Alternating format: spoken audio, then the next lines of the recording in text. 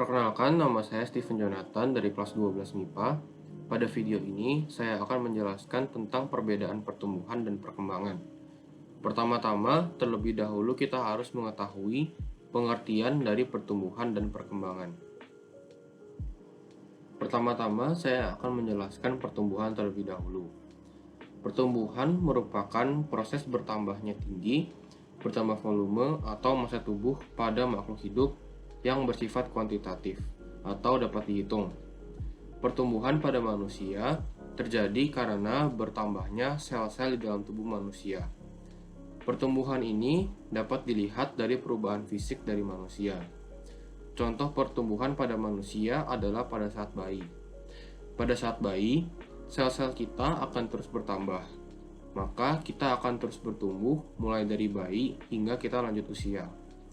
Seperti yang saya bilang tadi, kalau pertumbuhan bersifat kuantitatif, maka contoh proses pertumbuhan manusia dapat diukur dari bertambah beratnya manusia tersebut atau bertambah tingginya manusia tersebut.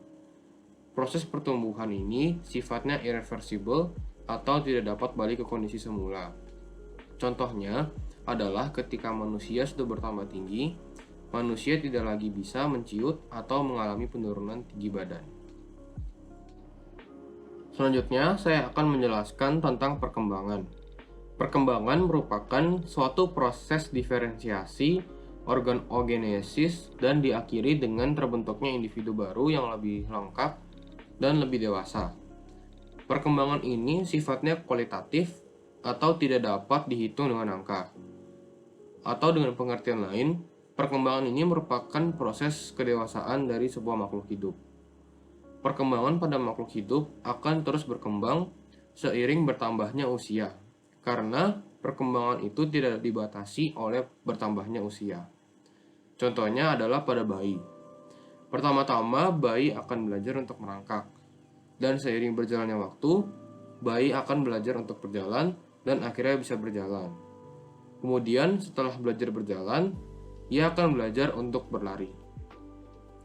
Pertumbuhan ini sifatnya reversible atau bisa kembali ke dalam kondisi semula. Contohnya adalah manusia yang bisa berjalan, yang seiring berjalannya waktu tidak bisa berjalan kembali. Jadi dapat saya simpulkan ke dalam tabel ini. Perbedaan dari pertumbuhan dan perkembangan adalah yang pertama, dalam pertumbuhan sifatnya irreversible dan dalam perkembangan sifatnya reversible. Dan yang kedua, dalam pertumbuhan hasilnya dapat dihitung dan dalam perkembangan tidak dapat dihitung. Perkenalkan, nama saya Catherine Anggreni Manhutu dari 11 MIPA. Saya akan menjelaskan tentang faktor eksternal yang mempengaruhi pertumbuhan. Faktor eksternal merupakan faktor yang mempengaruhi pertumbuhan dan perkembangan tumbuhan dari luar tubuh tumbuhan. Faktor eksternal ada 5, yaitu yang pertama nutrisi, yang kedua cahaya, yang ketiga suhu, yang keempat kelembapan, dan yang kelima erasi. Mari kita bahas terlebih dahulu yang nutrisi. Nutrisi adalah unsur makronutrien dan mikronutrien, contohnya karbon dioksida. Fungsi nutrisi adalah sumber energi dan sebagai penyusun komponen-komponen sel bagi pertumbuhan dan perkembangan tumbuhan.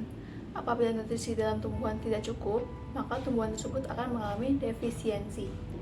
Ciri tanaman yang mengalami defisiensi adalah jika bagian luar daun berwarna kekuningan, artinya tumbuhan tersebut kekurangan nitrogen. Jika bagian luar daun kecoklatan, artinya tumbuhan tersebut kekurangan fosfor. Jika bagian tengah daun berwarna kekuningan, artinya tumbuhan tersebut kekurangan kalium. Jika pucuk daun berwarna kekuningan, maka tumbuhan tersebut kekurangan magnesium.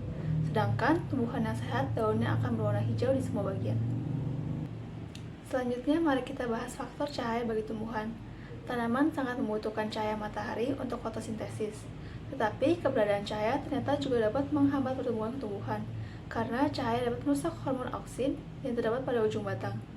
Fotoperiodisme adalah respon tumbuhan terhadap lama waktu terang dan gelap setiap harinya. Fotoperiodisme dipengaruhi oleh fitokrom, dan fotoperiodisme terhadap tumbuhan mempengaruhi proses pembungaan. Selanjutnya, mari kita bahas pengaruh suhu terhadap tanaman. Di dalam tanaman terdapat enzim. Enzim tersebut bisa bekerja dengan baik jika suhunya optimal, dan jika suhu naik, transpirasi meningkat, sehingga tanaman kekurangan air dan hal ini akan mengganggu pertumbuhan tanaman. Berikutnya mari kita bahas pengaruh kelembapan bagi tumbuhan. Kelembapan mempengaruhi laju penguapan atau transpirasi. Jika kelembapan rendah, laju transpirasi meningkat, sehingga penyerapan air dan zat-zat mineral juga meningkat. Hal itu akan meningkatkan ketersediaan nutrisi untuk pertumbuhan tanaman. Yang terakhir adalah pengaruh erasi bagi tumbuhan. Kandungan oksigen di dalam tanah dipergunakan untuk erasi pada akar. Jika kandungan oksigen cukup, maka erasinya baik, dan hal ini bermanfaat dalam perkembangan asal akar dan juga berguna untuk membantu penyerapan nutrisi. Nama saya Karin Aurelia, nomor absen 12 dari kelas 12 MIPA. Sekarang saya akan menjelaskan mengenai tipe perkecambahan. Perkecambahan adalah proses awal pertumbuhan suatu tumbuhan, terutama pada tumbuhan berbiji. Tipe perkecambahan pada tumbuhan terbagi dalam dua tipe, yaitu perkecambahan yang bijinya tetap di tanah atau yang disebut dengan hipogel, dan perkecambahan dengan biji yang terangkat dari tanah yang disebut epigel. Yang pertama hipogel, yaitu kotiledon tetap berada di dalam tanah. Lumula terbawa ke atas tanah karena pertumbuhan memanjang bagian epikotil. Hal itu disebabkan pertumbuhan hipokotilnya sangat sedikit atau tidak memanjang sama sekali, sehingga kotiledonnya tetap berada di dalam testa dengan tunas muda dan akar muncul dari dalam biji. Contoh perkecambahan hipogel bisa dilihat di tumbuhan monokotil seperti jagung dan kelapa. Yang kedua ada epigel. Kotiledon terangkat ke atas tanah karena pertumbuhan memanjang bagian hipokotil. Kotiledon muncul sebagai keping biji hijau. Hipokotil berbentuk kait dan ujung plumula terletak di antara dua keping biji. Tujuannya agar ujung plumula terlindung dari kerusakan akibat abrasi tanah. Perkecambahan epigel ini banyak terjadi pada tumbuhan dikotil, khususnya kacang-kacangan seperti kacang merah dan kacang hijau.